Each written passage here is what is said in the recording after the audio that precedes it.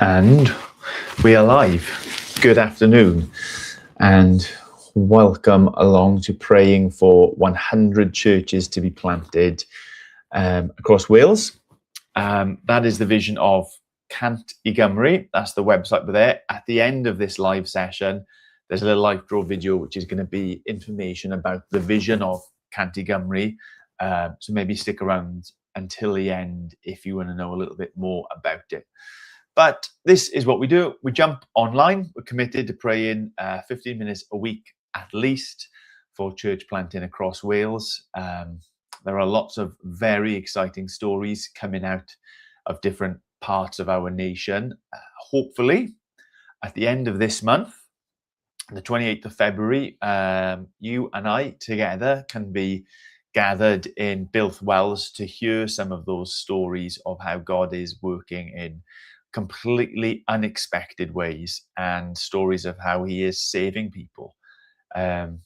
It's just this constant thrill for me to log into my Facebook, and instead of Facebook being a portal into misery and frustration with the way that our world is and governments and goodness knows what and football teams, that logging onto Facebook now is genuinely a joy, as it's a window into what God is doing in so many different nooks and crannies of our nations. Constantly seeing posts of churches, new and old churches, baptizing people. God is on the move, and that is a good thing. That is a glorious thing. That's what we are praying for. We have been praying for. We will continue to pray for. And I'm hoping on the 28th of February, that's the last Saturday in February, we get to go up to Builth Wells together, Day for Wales, worship God, seek God, and be encouraged by what God is doing up and down the nation. So if you don't know what that is, head over here. There's information about that day, that gathering. You can get tickets there. More information about what Cant i Gymru is, the vision behind that. The video will play at the end. But for now, let's dive into it. We're going to read together a psalm, and today we are going to read Psalm 33 before praying for churches, church planters, and the glory of God in our nation. So this is what Psalm 30 says. I will exalt you, Lord, for you lifted me out of the depths and did not let my enemies gloat over me. Lord my God, I called to you for help, and you healed me. You, Lord, brought me up from the realm of the dead and spared me from going down to the pit. Sing the praises of the Lord, you, his faithful people. Praise his holy name, for his anger lasts only a minute, but his favor lasts a lifetime. Weeping may stay for the night, but rejoicing comes in the morning. When I felt secure, I said, I will never be shaken. Lord, when you favored me, you made my royal mountain stand firm. But when you hid your face, I was dismayed. To you, Lord, I called, and to the Lord I cried for mercy. What is gained if I am silenced? If I go down to the pit, will the dust praise you? Will it proclaim your faithfulness? Hear, Lord, be merciful to me. Lord, be my help. You turned my wailing into dancing. You removed my sackcloth and clothed me with joy, that my heart may sing your praises and not be silent. Lord my God, I will praise you forever. See, Psalm 30 is a psalm that is written on the far side of the rescue.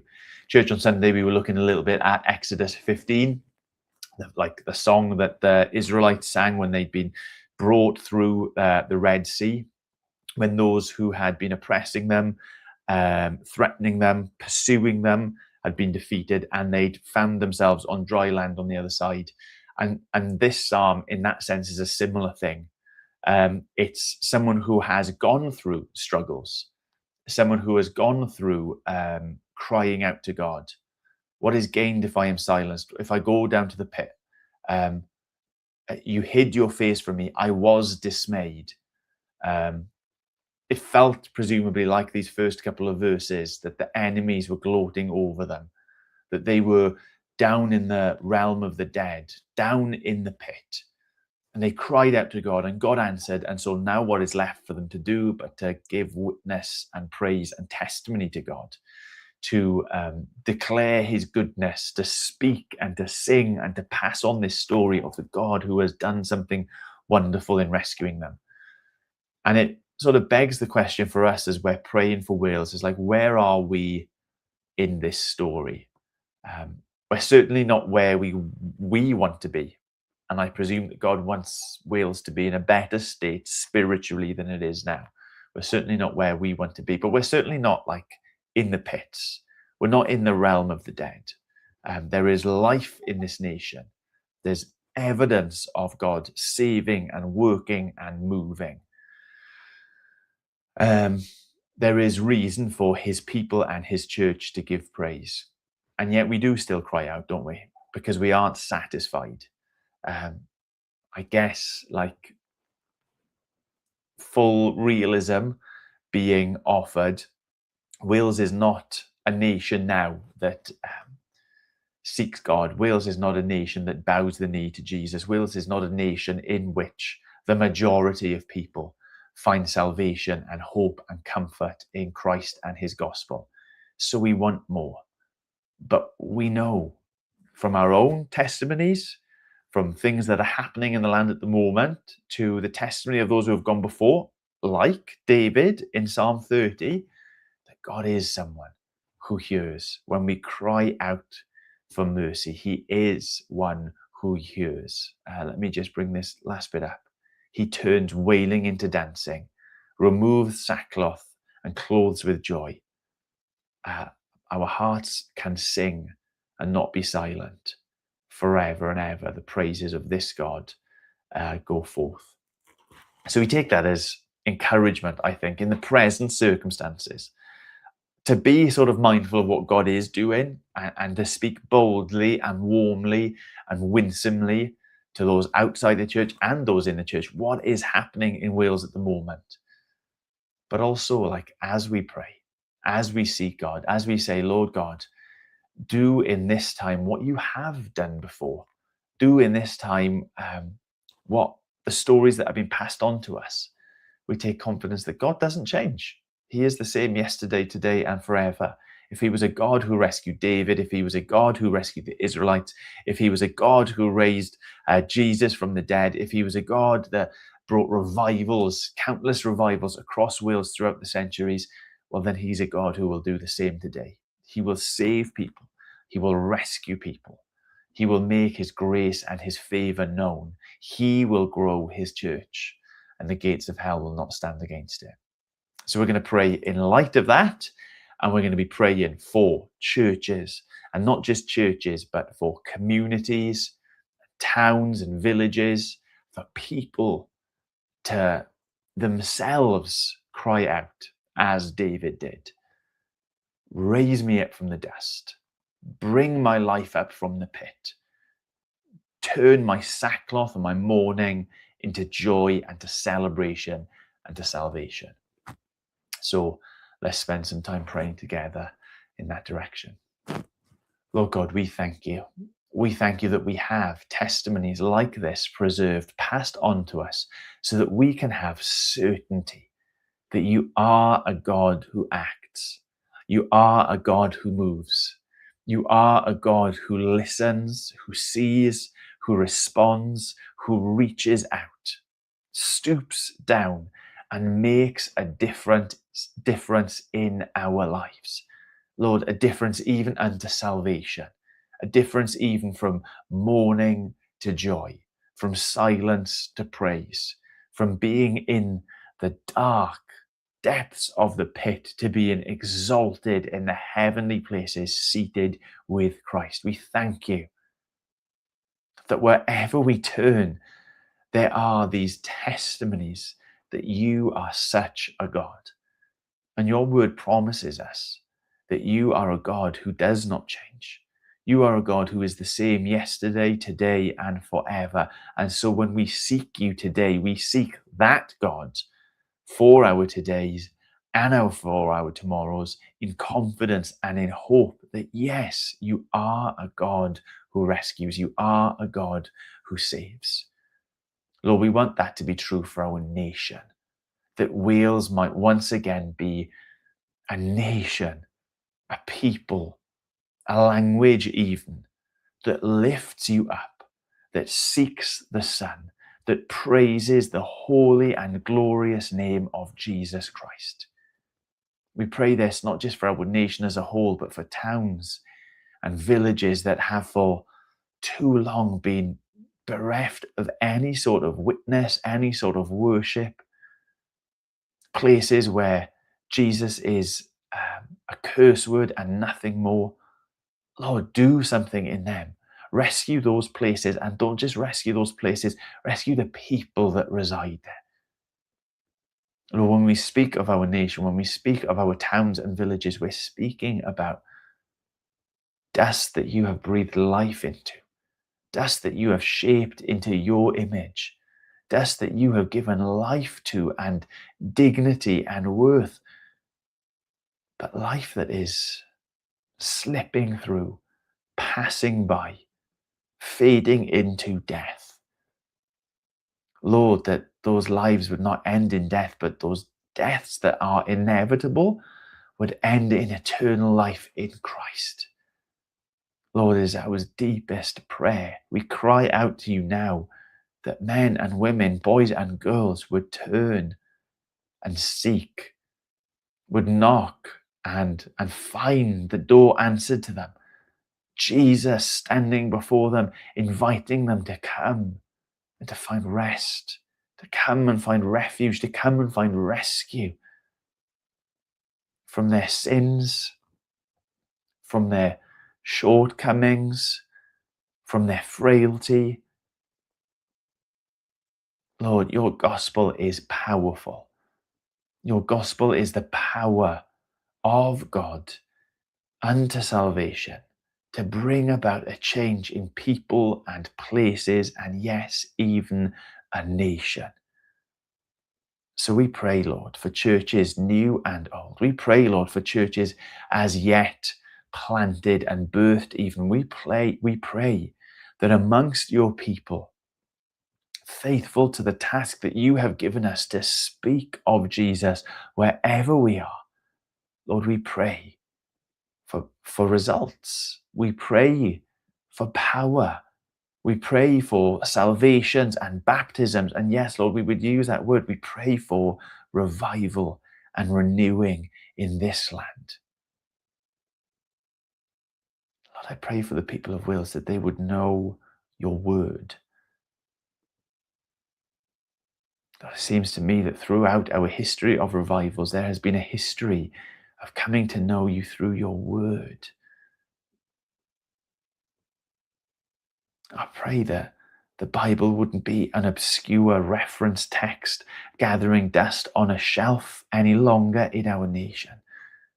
But I pray that people, again, young and old, would know the story of Jesus, would know the story of David, would know the story of the Exodus. They would know your word in which we find life, because it bears witness to the one who came to give his life, the one who came to bring life.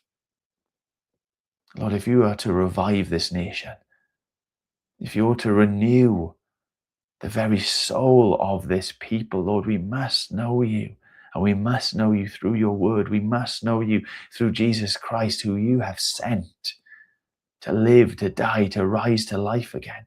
We must know you through your Spirit, who lives and works and operates in and through your people. So we do ask, Lord, revive us. We do ask, Lord, renew us.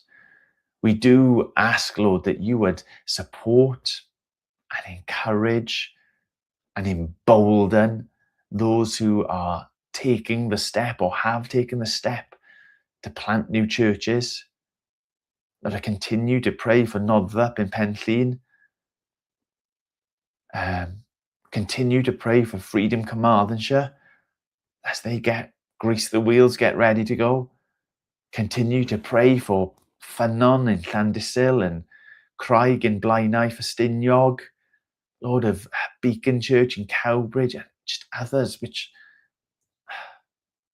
Lord, you are there in the midst of them. You are there. at work through them. Lord, that your name would be glorified, that your kingdom would be coming in Ammanford, in Betws and Llandybia, in Llandysil, in Milford Haven, in Cardigan and Blaenau Ffestiniog, in the Llŷn Peninsula, on Anglesey, in Cowbridge, in Cardiff, in Aberystwyth and Monmouth. And Lord, glorify yourself in this place. Turn the wailing of a nation into dancing. Remove our shame and our sackcloth and clothe us with joy. No longer allow us to be silent with regards to you, but make us a people who once again praise through song your holy name. Come, Lord Jesus, work amongst us, we ask, in his great and glorious name. Amen. What would it take to see 100 healthy churches planted in Wales in the next 10 years? A little under 200 years ago, Christmas Evans, one of Wales's most prolific church planters, said this: "Perhaps there has never been such a nation as the Welsh, who have been won over so widely to the hearing of the gospel. Meeting houses have been erected in each corner of the land. There is virtually no other nation whose members have professed the gospel so widely." Fast forward to the turn of the 20th century, historians estimate that over 90% of the population worshipped Jesus each week, even before the 1904 revival swept through the land. We might have been forgiven for thinking that the glory days would never end. And yet, most people growing up in Wales in these days are confused or clueless about who Jesus is and what he's done for them. And the question is, how will we respond? Will we respond with faith or fear? Will we respond with ambition or apathy?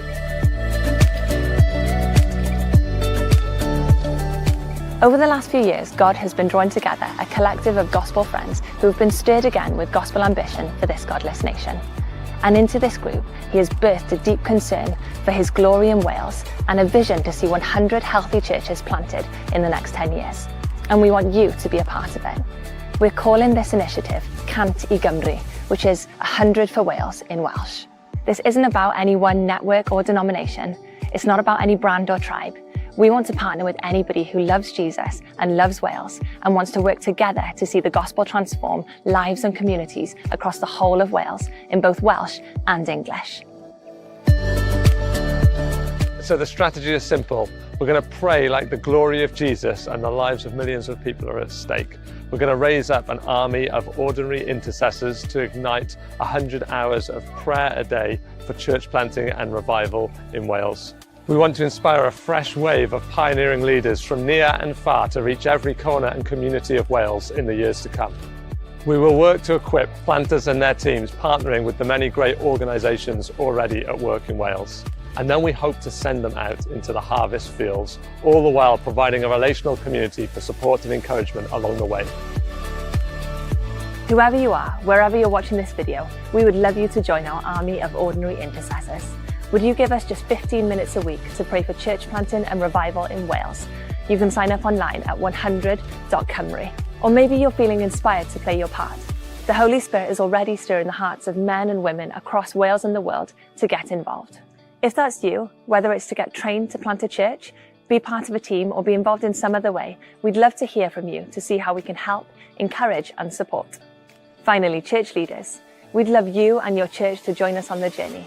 Let's work together to see the tide turned, churches planted, and the praises of Jesus resounding in this precious nation again. Let's connect and dream together. And so as we step into this initiative together, we do so aware of where we start. Many of us in Wales feel small, weak, defeated and fearful.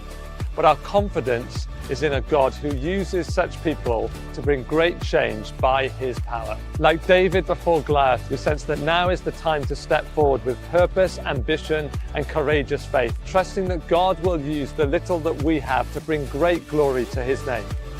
Like the returning exiles in the days of Ezra, we sense that now is the time to rise and rebuild, working together to raise up temples of God's presence across this land. And like the disciples gathered in that upper room, we hear our Master sending us out with good news to share and with the Holy Spirit to empower us as we go.